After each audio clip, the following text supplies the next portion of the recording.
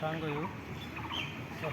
योगभित्र पतञ्जलिको अष्टाङ्ग योगका 8वटा अङ्ग छन्। आज म यो अष्टाङ्ग योगको छोटो परिचय प्रस्तुत गर्न गइरहेको छु। अब यसमा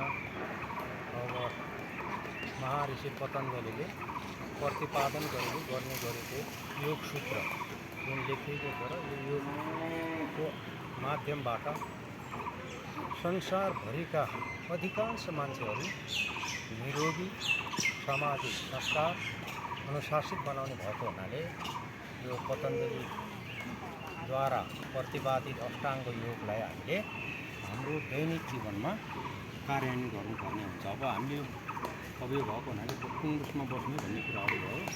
यो शुद्धासन भयो, यो सिद्धासन भयो, अर्जुनासनमा बस्दा हुन्छ। यसरी हामीले अष्टाङ्ग योगभित्र 8वटा ऋषि पतञ्जलिको अष्टाङ्ग योगभित्र 8वटा अङ्गहरू हुन्छन् र ऋषि पतञ्जलिको बारेमा कुनै ठोस प्रमाण यतिको जन्म भयो, योगमा मृत्यु भयो, यो गर्यो भन्ने कोही पनि विस्तृत रूपमा त्यो अहिलेसम्म प्रमाणित गर्ने खालको कुनै पनि पाइएको छैन। जति लेख रचनाहरू अरू गरेका छन् त्यसैबाट सङ्कलन गरिएको हो। यो अष्टाङ्ग योगभित्र हाम्रो 8वटा अङ्गहरू पर्दछ। 8वटा अङ्गको सबैको अलग अलग काम हुन्छ। अब यसमा पहिलो अङ्ग भनेको अष्टाङ्ग योगभित्रको पहिलो छ यम। यमभित्र योगका मूलभूत 5वटा सिद्धान्त छन्। यो हामी अर्को भागमा कहिले गरौँला छुट्टै। यो पहिलो भनेको यम भयो। यमभित्र 5वटा योगका आधारभूत अङ्गहरू छन्। त्यसपछि दोस्रोमा नियम छ। नियमभित्र पनि 5वटा यसका उपभागहरू छ। यो 5वटा छ नियम। त्यसपछि आसन छ। तेस्रोमा आसन भनेको हामीले गर्ने आसन, विभिन्न रोगसित सम्बन्धित गर्ने आसनहरू, शीर्षासनदेखि लिएर मयूरासन, पद्मासनदेखि लिएर पवनमुक्त आसन, थुप्रै सयौँ आसनहरू भए। यो आसनहरू भयो।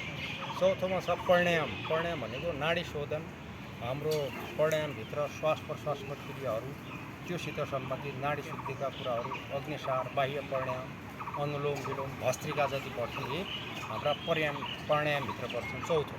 पाँचौँ भनेको हाम्रो प्रत्याहार। प्रत्याहार भनेको हाम्रो ज्ञानेन्द्रियहरू, सेन्सिटिभहरू कन्ट्रोल, 5वटा ज्ञानेन्द्रियहरूलाई हामीले आफ्नो नियन्त्रणमा राख्नुपर्छ, जसले गर्दाखेरि हामी यो योग साधना गर्न सक्छौँ। छैटौँमा छ धारणा। सकारात्मक, नकारात्मक त्यो होइन कि त्यो त सकारात्मक अर्थ भयो नै। त्योभन्दा पनि यसमा भनेको धारणाको अर्थ के हो भने हामीले योग साधना गर्दाखेरि हाम्रो एकाग्र चित्तलाई एक ठाउँमा केन्द्रित गर्नको लागि, हाम्रो मन एक ठाउँमा केन्द्रित गर्नको लागि जुन गर्छौँ त्यसलाई के भन्छ हामीले धारणा बनाउँछौँ। जस्तै कुनै मूर्ति भयो अथवा सेतो भयो, हिमाल भयो, त्यस्तोमा अरू कुनै पनि त्यसमा अवशेष हुँदैन। अरू कुनैहरू मान्छेको भिडभाड एकदम शान्त एकाग्र बाहेक कुनै मूर्तिमा भयो, आफ्नो शरीरको कुनै एउटा भागमा ध्यान केन्द्रित गर्नको लागि त्यसलाई त्यसमा के भनिएको हो त यो धारणा। सातौँमा छ ध्यान। धेरै 7औँ स्टेपमा हो ध्यान।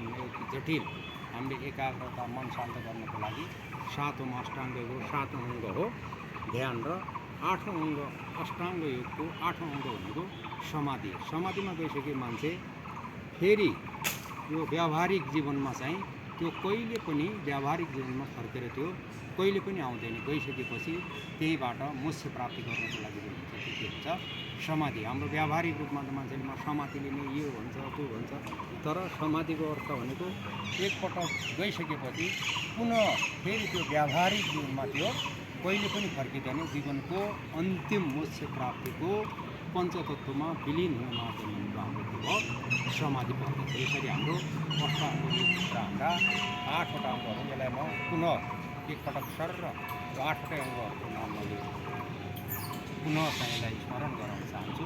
पहिलो भनेको हाम्रो यम हो। यमभित्र आधारभूत योगका नियमहरू हुन्छन्। योभित्र 5वटा छन्। त्यसपछि नियम छ। नियमभित्र पनि 5वटा नियम छन्। त्यसपछि आसन हो। विभिन्न किसिमका आसनहरू कुन रोगमा गर्न हुने नहुने, सबैले गर्ने, महिला पुरुष कस्तो अवस्थामा गर्न हुने नहुने भन्ने।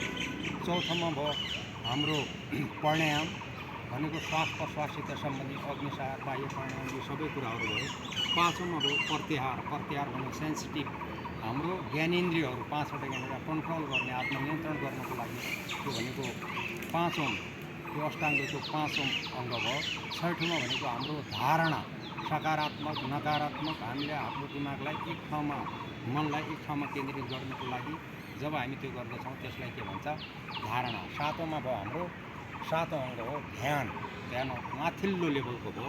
आठौँ अङ्ग भनेको हाम्रो यो समाधि। समाधि भनेको समाधिमा गइसकेको मान्छे पुनः फेरि हाम्रो व्यावहारिक जीवनमा फर्केर आइँदैन। यति भएपछि हाम्रो यो अष्टाङ्ग योग सकियो। हामी अर्को भागमा चाहिँ यिनीहरूको बारेमा विस्तृत गरौँला।